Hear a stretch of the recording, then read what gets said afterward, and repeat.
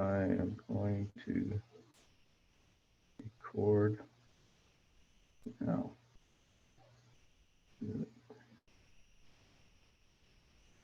Okay. So welcome to the August 10th edition of the SIG CLI biweekly meeting. I'm Sean Sullivan. I'm your host. Today we're going to go through some announcements, and we have a relatively small agenda having to do with REST client getter and the command util factory interfaces. So let's start with the announcements.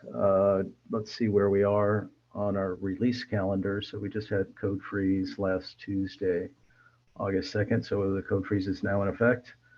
And the date that we are shooting for the release is Tuesday, August 23rd. So we should now update our dev environments to the 119 GA version of Golang. Previously, it was reported that we should use the 119 RC2, but now there is the 119 GA that's available and absolutely necessary to work on master. And our next item is, so Kubernetes has not allowed Golang generics, which have been recently implemented in Golang, until recently. And now we have a policy from the SIG Architecture Committee which describes how Kubernetes should use generics. So if you're interested in that, please click through. I'm sure we're all going to need to know this. And so for KubeCon North America in this year, which is happening in Detroit, October 24th through the 28th, the schedule has been released. So we can tell exactly what's going to be presented. And the leadership for this SIG will be presenting we'll have a presentation about SIG CLI on Wednesday, October 26th at 5:25. So set your calendars. And the final item that we're going to talk about is that the Kubernetes Code of Conduct Committee just released its election results for 2-year terms. And you could see the 3 people who are the new Code of Conduct Committee for the next 2 years. So does anybody else have any other announcements that they would like to present to the SIG?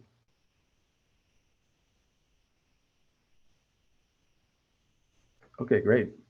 So this is the portion of the meeting where if you are willing and you'd like to, you can introduce yourself if you're new or haven't been here for a while. This is a good way to raise your profile in the SIG so that the SIG can have a little bit more context on who you are.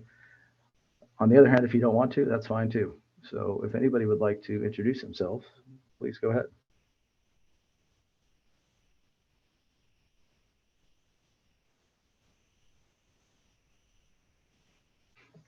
Okay, so why don't we move directly into the topic, which is the REST client getter instead of command util factory. I've brought up the REST client getter interface in this screen, and I have the command or the factory interface on this screen. So I'm going to actually turn it over to Arda if that's okay. Yeah, sure. We had a conversation with Mache about using the REST client getter instead CMD utils factory. And I opened these 2 PRs and Mache asked me to put this into our agenda to talk about it. And yeah, Majid, do you want to? Yeah, I think a little bit of background is needed. When we initially started disassembling factory, it was way at a time when kubectl staging repository did not exist. And even if you open the factory that Sean just a minute ago had on the screen, you'll notice that factory had everything: the validators, clients, builders, and all the things that you know from, or part of the things that you already are familiar if you touch kubectl code, which currently exists as sub components, for example, in a CLI runtime or in a couple other places. We started working on disassembling the factory back then, and we reached a certain point where we were happy with the goal. But the end result that we would like to achieve eventually is so that every single command relies on the REST client getter rather than the factory. The problem with the factory is most visible in the testing of the initial commands in kubectl, such that you will notice that people are adding a ton of boilerplate to be able to test the functionality, of any particular command rather than focusing on the actual core of a command. They have to add serializers, deserializers, or manually handcraft get commands or HTTP requests to be able to work with the factory, because that was one of the main bits. When we instead look at the commands such as events, wait, are the two newest commands that we have, you'll notice that each and every single one of them is usually passing a REST and getter, which, as you saw, has a very limited interface. And on top of that, the only thing that we most often care is to be able to get the kube config, or client config specifically, such that we can create the client for any particular API. And the good thing from that is that actually for testing, you don't even have to mock the REST client getter, but rather you are able, assuming we're already past the point where you have a proper option structure and the proper flow of complete, validate, and run, we are able to inject the client, which every single current client usually has a fake counterpart, which allows you to inject a kubectl resource or kubectl object rather than dealing with the serializers and all that. You can focus on, oh, I want to get this object into the client, and the fake client is able to return that particular resource for testing. So the main goal is the readability and simplification of all the commands. But of course, yeah, we're not there yet, and we're slowly building the path towards that. Like I said, there's a handful of commands, which also for the CLI reviewers cohort, I pointed specifically at the event and the wait commands, because these are the perfect examples what the command should look like ideally.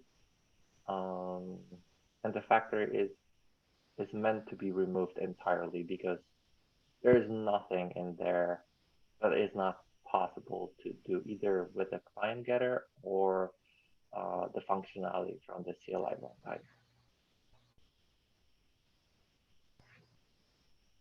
The problematic ones are already highlighted by Sean, actually, OpenAPI schema and OpenAPI getter. I wonder how we can overcome these for comments using OpenAPI scheme.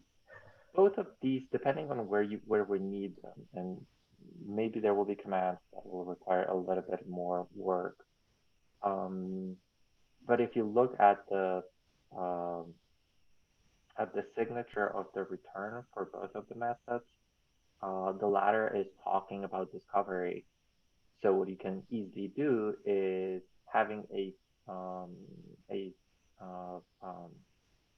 config. You can easily create a discovery client and fetch the OpenAPI as needed. Similarly, I'm guessing the OpenAPI schema is capable. I don't remember how we have the OpenAPI schema wired, but probably something similar already pre-exists somewhere else.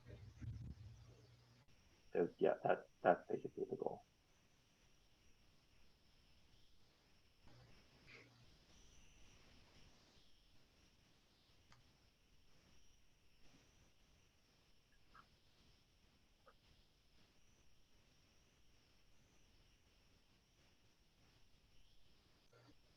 So I think going in these commands one by one might be like a lot of work, but it also might be the easiest to understand for the reviewers, just like the two that have already been updated.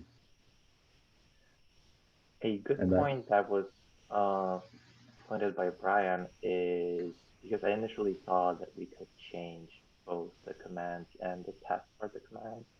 But Brian pointed out that the factory can, the testing factory can easily be reused also as is without slight change. To Brian's idea of splitting the actual code change from the test change uh, would be probably very desirable because when we're changing the code, I wouldn't expect from the factory to the client getter, I wouldn't expect too much of a changes. It should rather be just very similar to what Arda did in the certificate and in the other PR.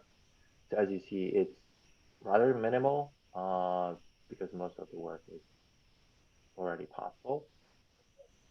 But the testing will most likely be done in entirely separate PR, such that we will be getting rid of the testing factory entirely eventually and replacing that with direct invocations into the state client as needed.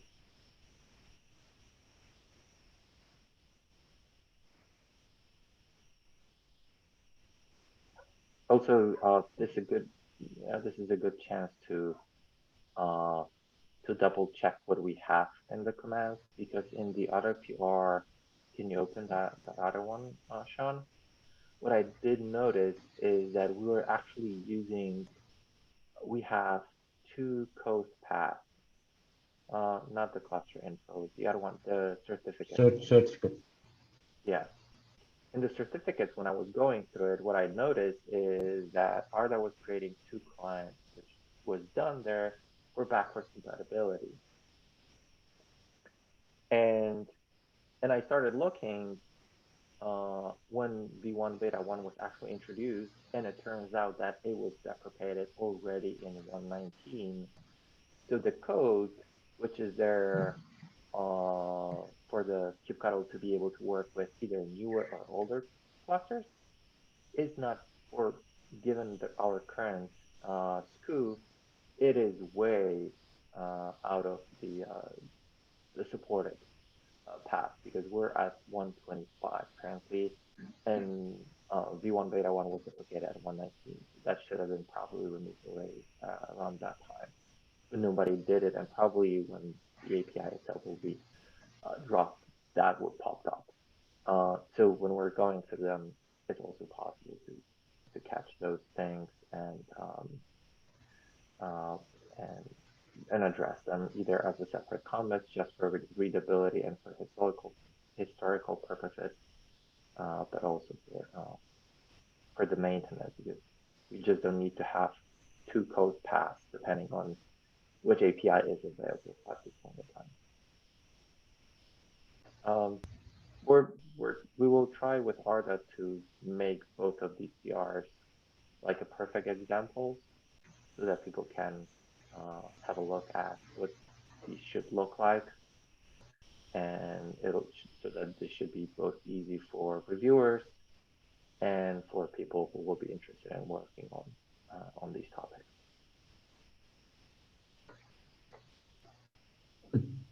In addition to Matcha, 2 weeks ago, I was trying to implement a kubectl plugin, which was using to apply and diff commands.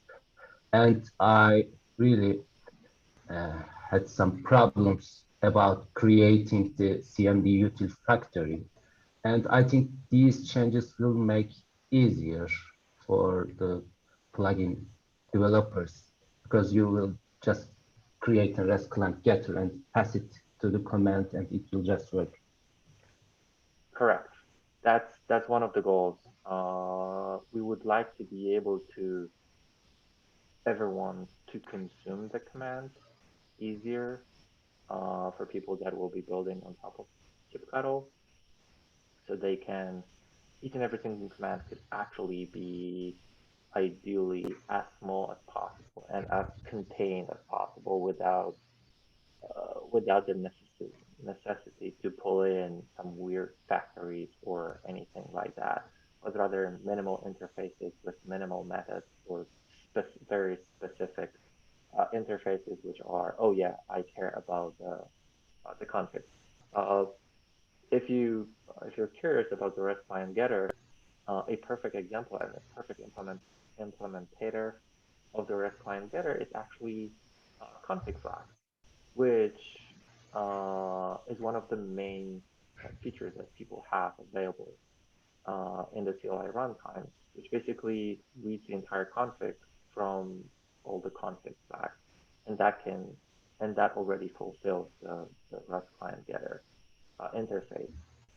Just because we only care about the mapper and the client config, there's no need for any additional things. So as soon as your plugin is capable of reading the config flags, which is very simple because that already exists as a separate, there's a set of methods that you can easily embed in your own command. And if I remember correctly, we already have example with that, with the config flags.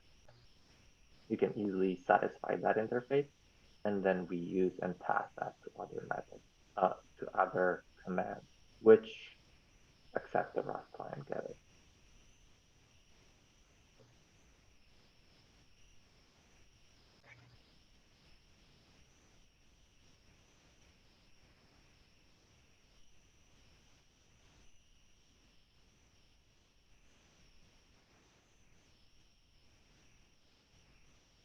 So Mache, how should I answer this question about the consensus on what to do with the test factory?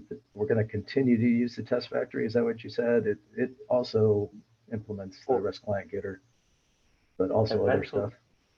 So for now, yes, we will continue using that, but ideally the commands should not be using. The new ones are discouraged from using test factory. There should be using REST client getter and SIG client as necessary. Test factory is more like it's there. We will leave it for now, but it's not meant to be used anywhere else from the pre-existing command. Everyone else should be using the new patterns. Wait and events are perfect examples. Eventually, once we have cleaned up all the commands, the goal would be to get rid of the factory and the test factory as well. So yeah, we can treat them both as deprecated for now, and we will remove them as soon as we don't have any code that's actually using it anymore.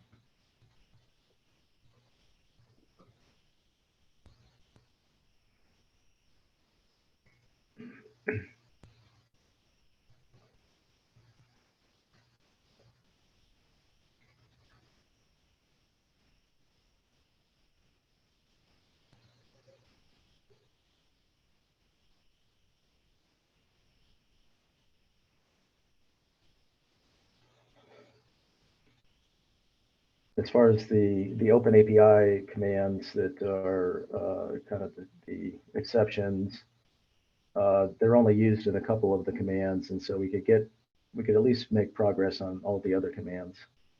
Is that correct? Correct. I wouldn't expect if you look at get in the first place, if I remember correctly, get is still way behind. It does not even use any of the get options.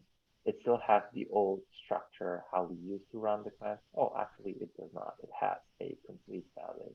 It's halfway through, so it's not that bad. There's still a bunch of code pre-existing out there from old times that we will have to eventually clean up. It's just that we didn't get the time there. There are only 3 commands using OpenAPI schema, but for validation function, there are a lot of commands as far as I know using it. What about validation? Maybe we should Validation move uses it. the OpenAPI, correct? I'm not It's part sure. of the build. It's part of the builder, which kind of reads all of these, reads all of the config off of the disk. It's used, I know, in the apply command, and the validate in the builder is, I'm pretty sure it needs the OpenAPI in order to be able to do the validation. Correct.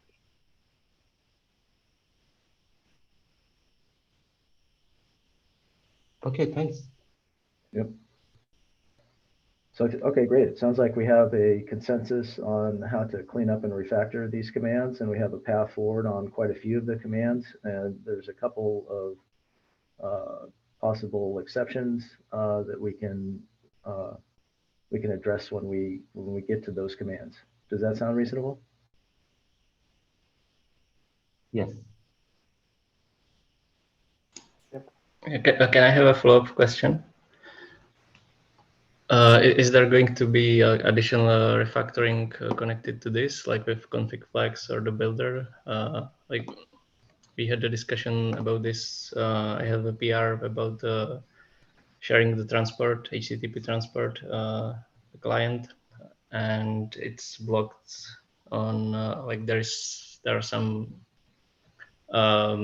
like not a great design, like dependencies between the builder and config flags. And so we had a discussion about is this refactoring, and since we are going all over the commands and seeing how they work, if it makes sense to proceed in this direction as well.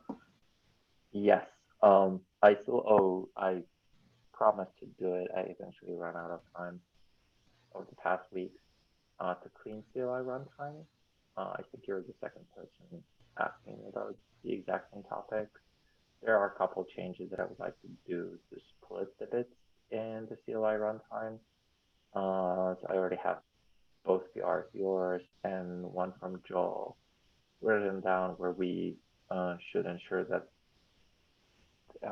any weird cycles are not introduced or any unnecessary dependencies, so that the overall dependency tree is a little bit more loose than it currently is. So yeah, it's definitely something that I would like to see. And your sharing transport is also perfect PR, perfect example where I would like to push forward, because that will allow us to limit the amount of connections that we have open to the API server.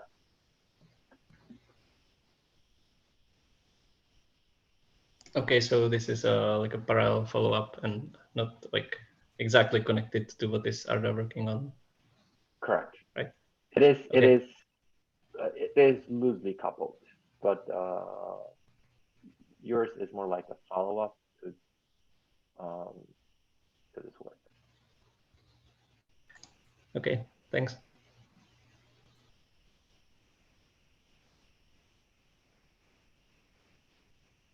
Okay, thanks for bringing that up, Arda, and thanks for all of the wisdom, Maciej. It sounds like we do have a consensus that we want to refactor all of the kubectl commands to make the REST client getter the interface we use, since it's so much smaller and less sprawling.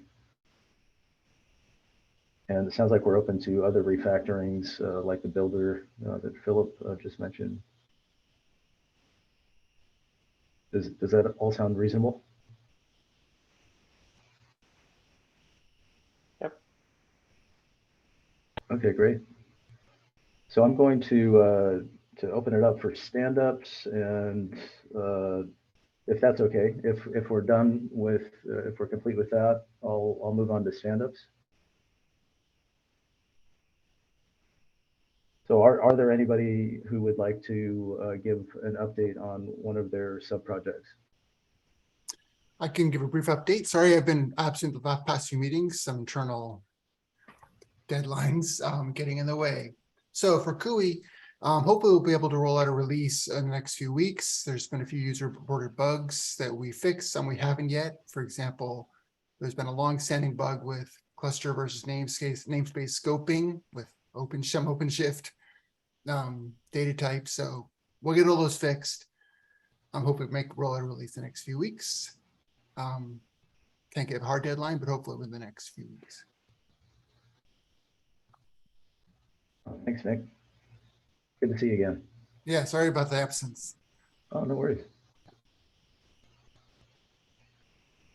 On the customized side, we did a release recently. We were trying to get the latest version of the code released in time to update kubectl for the code freeze. And we ended up running into some complications to do with our conversion to Go workspaces and the reliance of our test suite on Docker specifically, as opposed to other container runtimes.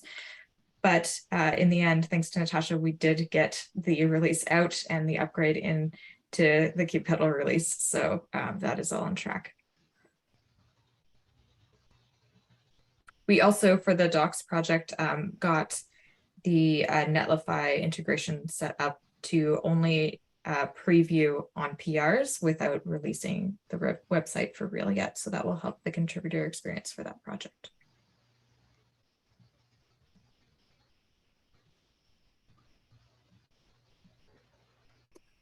One thing I forgot to mention, one thing that's come up on this other project I've been working on, which is using some of CUI stuff. You guys are probably all familiar with the ubiquitous tray menu participants. Docker has one. Everyone seems to have one these days. Would it make sense for us to have one for CUI? I sort of resisted that because I didn't want to be part of the problem, but there's some benefits to it. Being able to see your namespaces, switching just at the click of a button, and not even have to use a CLI. So we can get sort of an entrance into our users' sort of experience without them having to adopt any other change in tooling. They can just, for example, switch namespaces, list their namespaces, even like whatever we want. We can put whatever we want there, listing pods, active jobs. So if you have any thoughts there, ping me on Slack or now.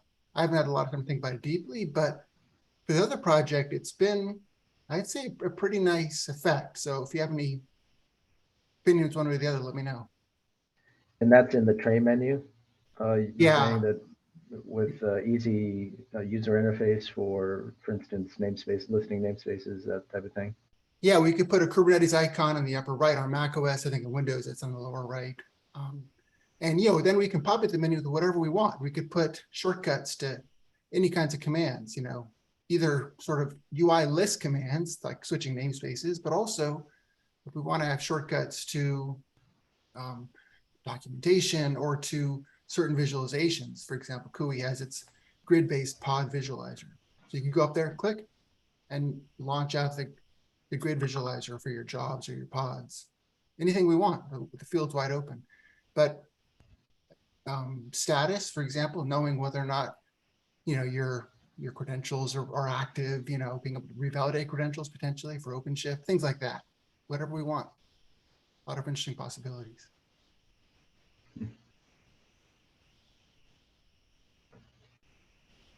Great, well, thanks. Ideas. So it looks like we'll be able to give you about half of your time back today. I had an update. Okay. Sorry, go ahead. Hello, Atharvaya from the group mentoring coordinator. We had our first kickoff session on 3rd of August. I unfortunately couldn't record that session, but hopefully we will be able to record from the next Zoom meeting. Just a heads up, August 17th, we all have decided, kind of decided to do a kubectl deep dive. just wanted to know who will be going to come up and give the session, the mentors. The kubectl deep dive would basically be just a walkthrough about the codes, like what commands are there, basically a short overview of the commands and an example review of one good PR pull request, which will give an ideal idea about what one does to do in acting as a reviewer. I just wanted to who would be going with mentoring for the kubectl deep dive, which will be on August 17th, by the way, again. That sounds great. That might be me. Sorry, I didn't catch you. What did you say, Maj? Yeah, I can do that one.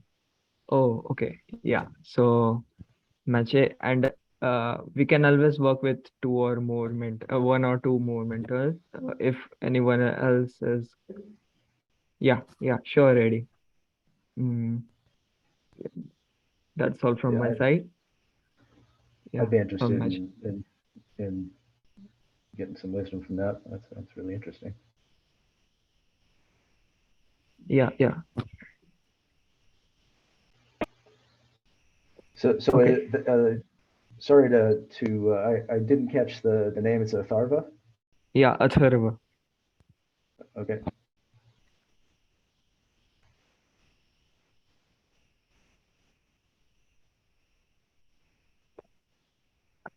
But great. without the RD. Yeah.